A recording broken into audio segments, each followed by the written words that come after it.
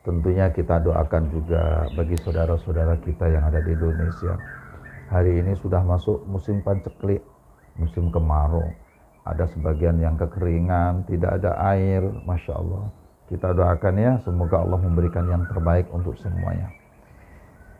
Dan juga kita doakan bagi sahabat dan kawan kita, saudara-saudara kita yang ada di Palestina yang sedang berjuang.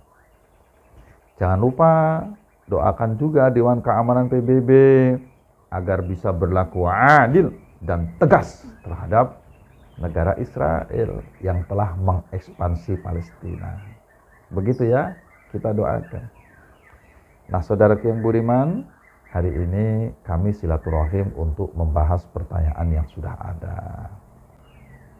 Kita mulai saja. Seperti biasa, pertanyaan ini ditulis apa adanya dan akan kami sampaikan apa adanya. Oke? Bismillah, Assalamualaikum warahmatullahi wabarakatuh. Mohon maaf Kiai, tolong dijelaskan tentang surat Al-Ahzab ayat 53 yang isinya murka Allah kepada orang-orang yang mendolimi Nabi dan konon juga mendolimi dzurriyyahnya. Terima kasih. Saudaraku yang budiman yang dirahmati oleh Allah Subhanahu wa taala. Di surah Al-Ahzab atau kita sebut surah ke-33 ya. Yang ke-53 ini dijelaskan secara umum dengan bunyi wa ma kana lakum an tu'dzu Rasulullah al-ayah. Karena ini kan ayatnya panjang, jadi kita ambil cuplikannya saja. Jadi memang ada murka Allah di situ. Tetapi secara khusus dijelaskan di ayat 57. Innalladzina yu'dzunallaha wa rasulahu la'anahumullahu fid dunya wal akhirah. Jadi Allah murka itu kepada orang yang telah menzalimi Rasulullah sallallahu alaihi wasallam. Murkanya, laknatnya itu di dunia dan di akhirat. Turunan dari ayat ini ditulis oleh Syekh Imam Al-Qurtubi di dalam tafsirnya dengan menyebut haram ta'ala jannah. Jadi diharamkan oleh mereka ke surga. Siapa? Mereka yang menzalimi ahli bait. Bisa dipahami? Alhamdulillah. Bahkan di dalam hadis Imam Ahmad menulis innallaha haramal jannah. Sak temene Allah ngarumno surga. Kanggo sapa? Kanggo wong-wong kang mendolimi Rasulullah dan mendolimi ahli bait. Imam Tabrani dan juga Imam Al-Baihaqi menyebutkan mereka termasuk yang menyakiti Allah. Bisa dipahami ya?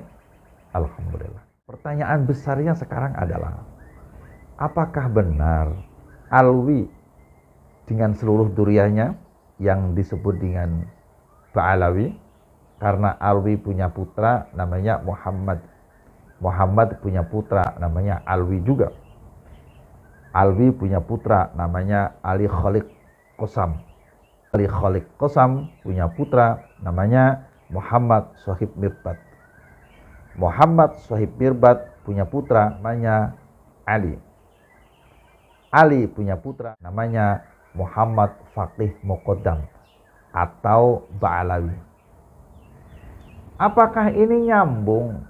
Mereka terkonfirmasi dari leluhurnya, yaitu Ubaidillah atau Abdullah adalah putra Sayyid Ahmad Al-Muhajir bin Isa Ar-Rumi.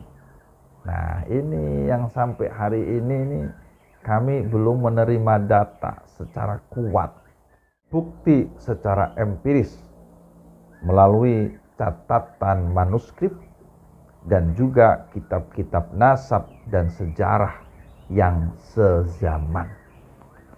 Maka hari ini kami masih menunggu Rabithah Alawiyah untuk melakukan klarifikasi atau sanggahan lah terhadap apa yang disampaikan oleh tesis Kiai Imaduddin. Gak apa-apa tidak bisa ketemu dengan Kiai Imaduddin, paling tidak secara resmi di medsos RA melakukan sanggahan, bantahan atau klarifikasi lah, supaya orang tidak menafsirkan dengan penafsiran sendiri-sendiri atas terkonfirmasi atau tidaknya Ba'alawi sampai ke Kanjeng Rasulullah Shallallahu Alaihi Wasallam. Bisa dipahami ya? Sebab secara empiris melalui catatan-catatan manuskrip dan data nakib internasional, ini kami ada, disertai dengan hasil tes DNA bahwasanya Wali Songo adalah dzurriyyah Nabi Sallallahu Alaihi Wasallam. Baik jalur dari Al-Khazimi Al-Husaini atau jalur dari Al-Jailani Al-Hasani. Yang ini lembaga-lembaga nasab di berbagai negara pun menuliskannya. Bahkan selain lewat data, lembaga-lembaga nasab internasional pun menulis dari tes YDNA yang dilakukan bahwasanya genetik keluarga Wali Songo adalah dzurriyyah Rasulullah Sallallahu Alaihi Wasallam. Bahkan dengan tes YDNA itu bisa diketahui peta migrasi mereka, bahwa mereka bukan dari Yaman, mereka berasal dari Hijaz, yaitu Mekah dan Madinah. Pindah ke Irak, pindah ke Iran, pindah ke Asia Tengah, yakni di Uzbekistan, pindah ke Asia Selatan, yakni di India, yakni di Pakistan, dan kemudian pindah ke Asia Timur hingga pindah ke Asia Tenggara, yakni di Nusantara. Bisa dipahami ya? Akan tetapi wali-wali yang sudah masuk ke Nusantara itu tidak hanya Wali Songo, banyak sekali. Ada Syekh Hasanuddin Quro di Karawang, ada Syekh Siti Jenar, ada Raden Utsman Haji, ada Sayyid Ali Murtadha, bahkan ada juga Raden Fatah. Ini pun silsilah nasabnya sampai kepada Kanjeng Rasulullah Shallallahu Alaihi Wasallam. Bisa difahami ya? Nah, sekali lagi tentang Ba'alawi kami masih mukhtalafun fih, sangat kami tunggu secepatnya agar RA bisa memberikan minimal rujukan kepada kami, klarifikasi, sanggahan yang kuat atas apa yang disampaikan oleh Kiai Imaduddin yang membatalkan, yang merungkatkan, yang menganggap mardud Ba'alawi sebagai dzurriyyah Kanjeng Rasulullah Sallallahu Alaihi Wasallam. Monggo, kami sangat menunggu, nggih. Alhamdulillah. Pertanyaan yang kedua, mohon maaf Gus, pemalsuan makam-makam dan juga ilmu ronsen makam atau kuburan menurut pendapat panjenengan bagaimana? Ilmu ronsen makam atau ronsen kuburan ini menyangkut ilmu hikmah, nggih. Jadi kalau yang tidak paham dengan ilmu hikmah, tolong jangan berkomentar dan gak bakalan nyambung. Saya sebagai orang yang berkecimpung di dunia hikmah, ilmu semacam ini susah dibuktikan secara pasti, baik ada atau tidak adanya. Maka saya katakan, ya sebetulnya tidak ada. Sebetulnya tidak ada. Tapi orang bisa menganalisa makam. Monggo ditanyakan sama yang bersangkutan. Pakai ilmu apa? Katanya ilmu ronsen makam. Wallahu a'lam. Setahu kami itu tidak ada.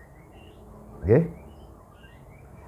Kalau pertanyaan berikutnya tentang pemalsuan makam, saya nanya kepada sampean, yang namanya malsu itu perbuatan baik atau tidak baik?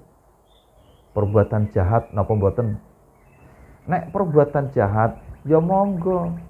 Kalau ada bukti dan saksi, dilaporkan ke pihak yang berwajib.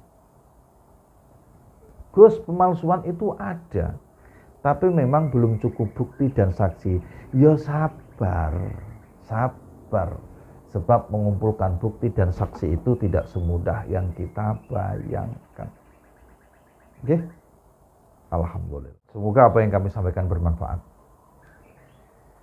Terima kasih atas perhatiannya.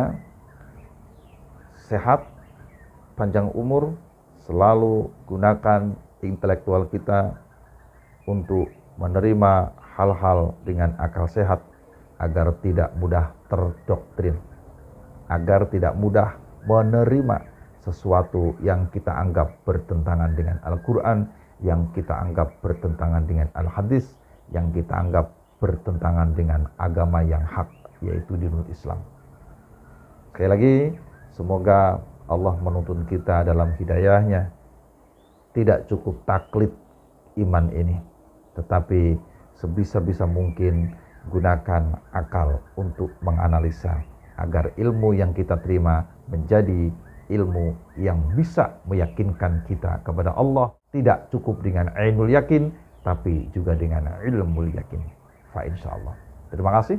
Subhanakallahumma bihamdika asyhadu an la ilaha illa anta astaghfiruka wa atubu ilaik. Amiltu su'an wa dhalamtu nafsi faghfirli fa innahu la yaghfiru dzunuba illa anta. Assalamualaikum warahmatullahi wabarakatuh.